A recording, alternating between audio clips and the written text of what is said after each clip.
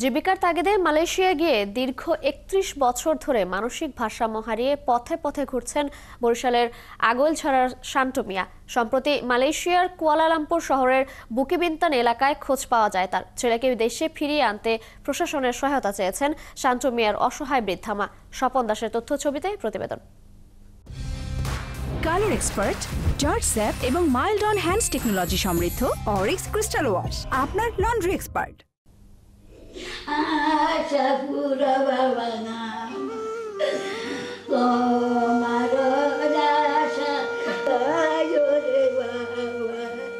বরিশালের আগৈলঝাড়ার বাগদা ইউনিয়নের খাজুরিয়া গ্রামের বৃদ্ধা মেরেজান বেগমের এই আহাজারি প্রবাসে থাকা ছেলেকে ফিরে পাবার।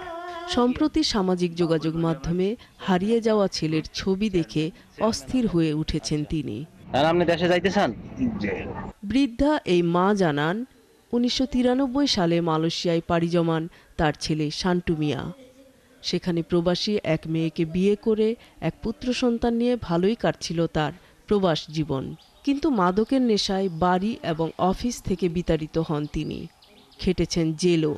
এক পর্যায়ে মানসিক ভারসাম্য হারিয়ে মালয়েশিয়ার পথে ঘাটে কাটে জীবনের ৩১টি বছর।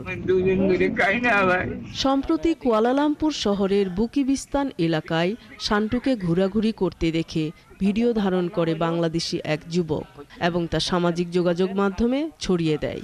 এভাবে আদরের সন্তানের খোঁজ পান মা। এই যে ছবি দেখছি না, এই ছবি দেখতে ঠেঙ্গলে আমার হাত পা ছাড়িয়ে দিচ্ছি।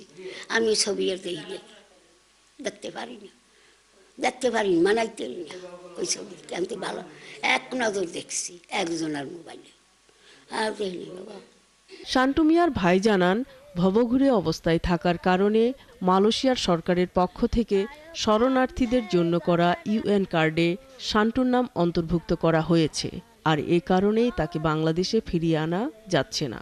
আল্লাহর কাছে সে দোয়া করে নামাজ পড়ে গিয়ে যে আল্লাহ সরকারি যদি হারে দেশে আনতো তাই আমরা খুশি হইতাম। শান্তু মিয়াকে দেশে ফিরিয়ে আনতে প্রশাসনের পক্ষ থেকে সহায়তার আশ্বাস দিয়েছেন উপজেলা নির্বাহী কর্মকর্তা। এই বিষয়টির ক্ষেত্রে যাচাই বাছাই করে আমরা যদি যথাযথ কর্তৃপক্ষকে জানিয়ে এ বিষয়ে প্রয়োজনীয় ব্যবস্থা গ্রহণ করা যায়, আমরা সেটি অবশ্যই করব। মালয়েশিয়া থেকে শান্তু মিয়াকে দেশে ফেরাতে সরকারের সহযোগিতা চেয়েছে তার পরিবার এবং এলাকাবাসী। নূর তাজমিন নীর, ৭১।